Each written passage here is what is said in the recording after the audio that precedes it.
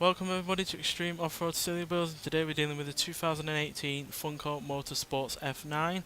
Now it has 1,750 horsepower, 1,475 pounds-feet of torque from a 7.4 litre twin turbocharged V8 engine, and the car itself weighs 2,881 pounds, and it can do 0 to 60 in 3.080 seconds, 0 to 104.988 seconds, and going to a top speed of 226 miles an hour.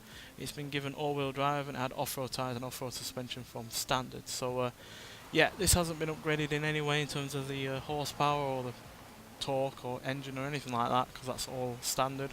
You couldn't actually swap any of it out, and no real surprise about that, because you know this is the most powerful car on this game in stock form. So yeah, combine that power with the off-road capabilities, you know there's a lot going for this car, but because it needs all-wheel drive really to help keep it in control, it might well understeer a lot and therefore not give us as much control as hoped.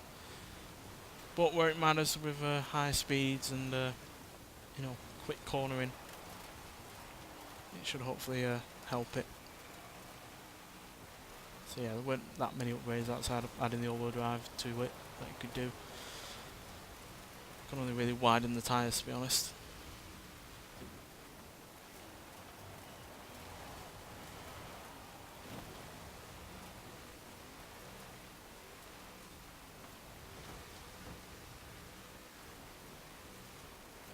Nonetheless, the rest of it is obviously set up for dealing with this kind of stuff.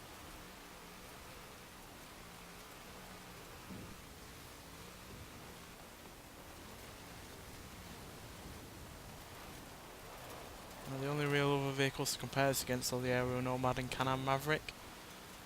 Now, they, despite their off-road capabilities, did not manage to get into the top 10, so I hope this isn't the same case for this vehicle.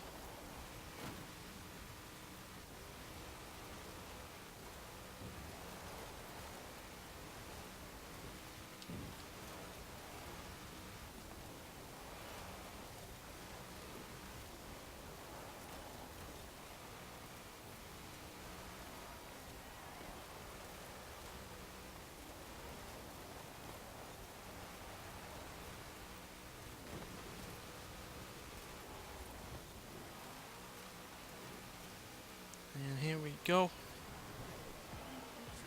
So there we go.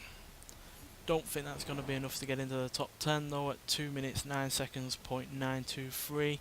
So yeah, it's slower than the Volkswagen Baja Bug, but it is quicker than the Can-Am Maverick and the Ariel Nomad, but it's behind the likes of the Alfa Romeo Stelvio, Ram 2,500 Power Wagon, Renault Alpine, and obviously the Jeep Grand Cherokee Trackhawk still weighing supreme at the top.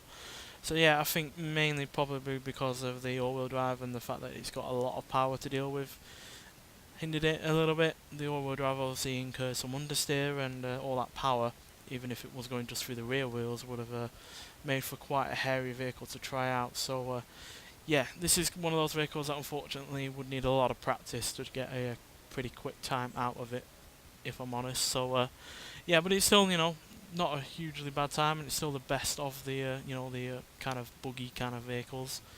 Baja Bug, I guess you could say, is also in that kind of category, but it's not all that far behind it.